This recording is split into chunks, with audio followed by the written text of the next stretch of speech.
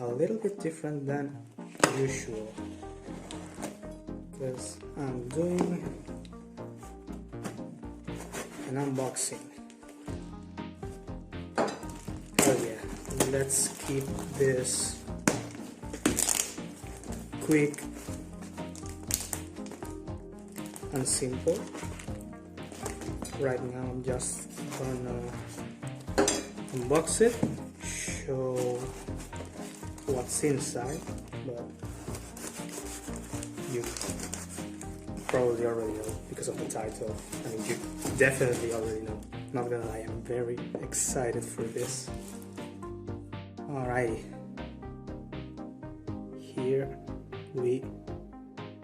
let's get the knife off of this.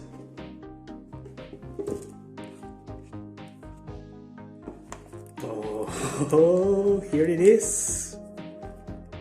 Here's the phone. Okay, here's a case for the phone. Some basic paperwork, instructions, all of that. And underneath we have a wall adapter and the USB cable. So here it is, all that came in the package. Well, besides the wall adapter plug and the pen. Oh my god, let's do this. Wow, it's heavy. I'm way too happy for this. Wow.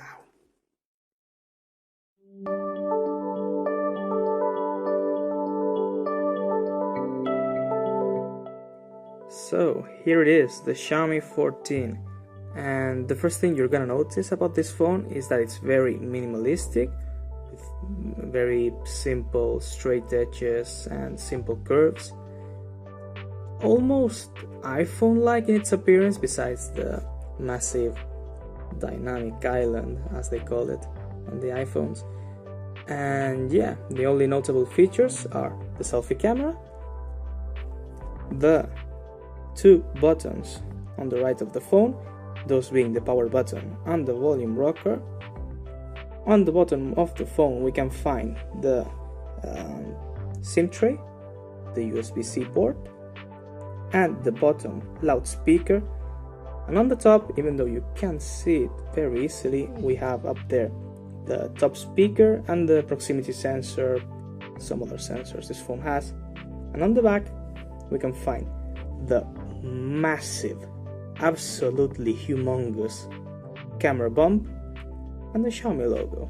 Very stylized. I like how it looks. And now let's address the elephant in the room, and by that I mean HyperOS. It is the new ROM launcher kind of thing built on top of Android 14 for this first version, and yeah, it's gonna be gradually replacing MIUI, and after about a week of regular use I can say that I love it. It's very customizable, and that's something I highly appreciate. The first thing you're gonna notice is the massive folders in which you can access the individual apps just like that, instead of having to open the folder, but yeah, you can do that too. Then I added an app tray, which didn't come enabled by default, and a widget tab. And speaking of the widgets, you can download user-made widgets, which sadly are mostly in Chinese. But yeah, you have some very interesting ones, like the Leica ones that simulate different focal lengths and camera settings. And yeah, I was having a quick look at the settings app, and there's barely anything worthy of noting here. Yeah, it's very customizable, as I've said before. But yeah, the most interesting thing to be found in here is in the system info tab, or as Xiaomi likes to call it, my device. And besides the system name, literally nothing else in here is a joke. This phone features a Snapdragon 8 Generation 3 processor with 16 gigs of RAM and 512 gigs of inbuilt storage. That's way too much for literally any piece of software you might be able to download in here. Its battery capacity is alright, it's neither too much nor too little. It will last you for the entire day, even considering kinda heavy use with some games and things like that. And yeah, the screen, you may not be able to appreciate it, but it looks really nice. And yeah, you can also see the camera specs in there, and we're gonna have a very deep and detailed look at it. And having said all of that, let's now start testing this device.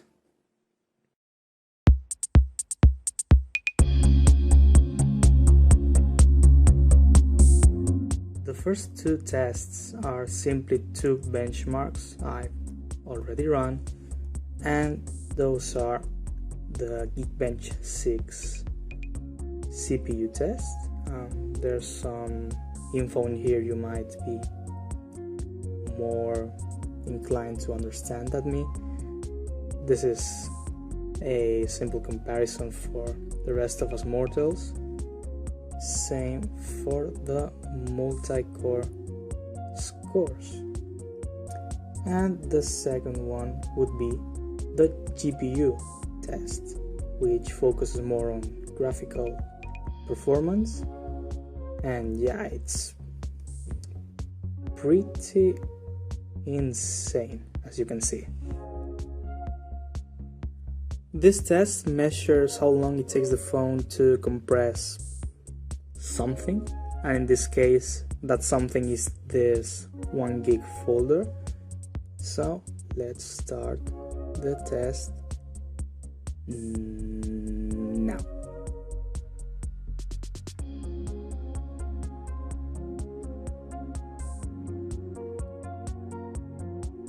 And there it is. It didn't take very long. I'll go ahead and conclude this segment with the gaming test. It consists of a 3.25 hour long gaming session with which I wanted to check out how much would the phone heat up and if it would slow down significantly. And with all that being said, I'll let you enjoy the rest of this segment.